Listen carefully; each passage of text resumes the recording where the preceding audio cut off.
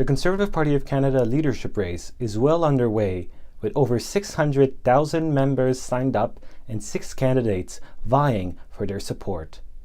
One of these candidates is Dr. Leslyn Lewis, who ran in the 2020 leadership race and has since become a member of Parliament.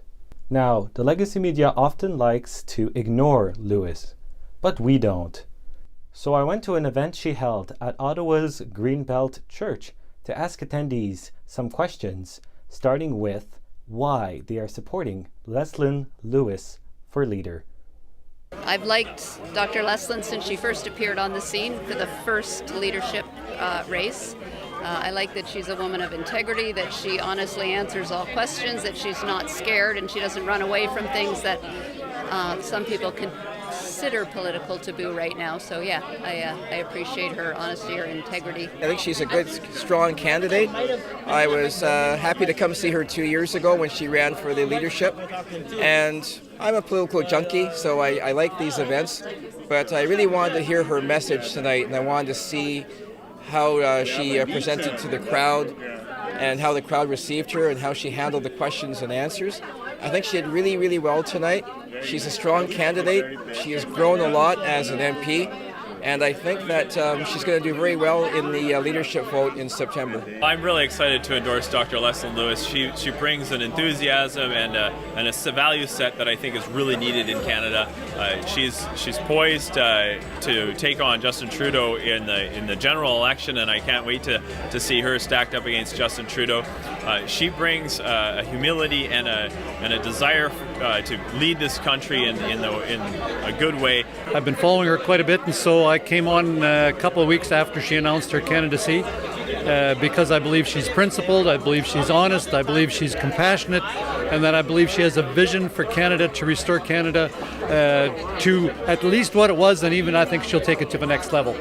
Conservatives have lost to Justin Trudeau 3 times, allowing him to stay in power and put in place policies which some have deemed harmful and divisive. So I wanted to ask the attendees what they think the party needs to do differently in order to win the next election. I think the most important thing is that Conservatives need to be proud about their values and speak out, confidently and not just try to appease the left. I think that was what was done last time, and it didn't really work out that well. I want a Conservative who's going to speak up for what I believe in, which is, a lot of just Canadian values that I think a lot of Canadians share. I guess they have to stay on message. They have to let the public know exactly what they stand for. Don't make the message too complicated. Make it very simple and understandable, and speak to the basic issues that people are concerned about, like inflation, which is affecting everybody right now. So those bread and butter issues, I think, are what are going to win people over.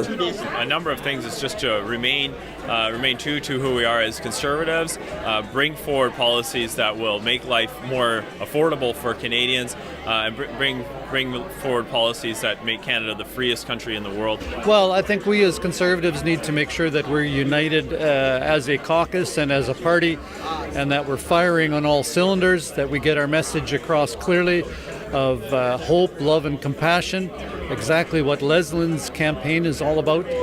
Hope, unity, and compassion, and I think that's going to be a huge thing. If we can communicate that vision to Canadians, I think they're ready for it, because I think they're tired of Justin Trudeau and all of his cronies.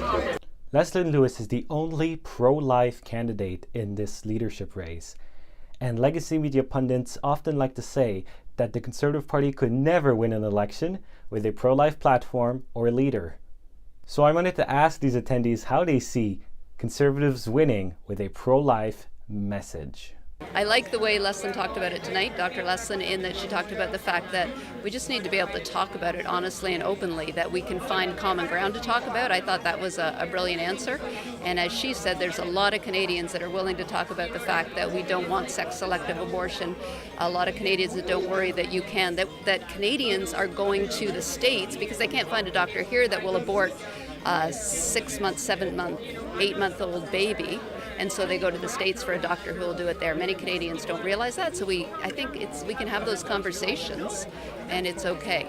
I think if it's presented the right way, and as Dr. Lewis said today, it starts with a conversation. So if they can convince Canadians to have the conversation and to talk about legislation and to talk about the issue in an intelligent and kind and respectful way, I think anything is possible, but you have to start somewhere, and starting with the conversation is probably the best way.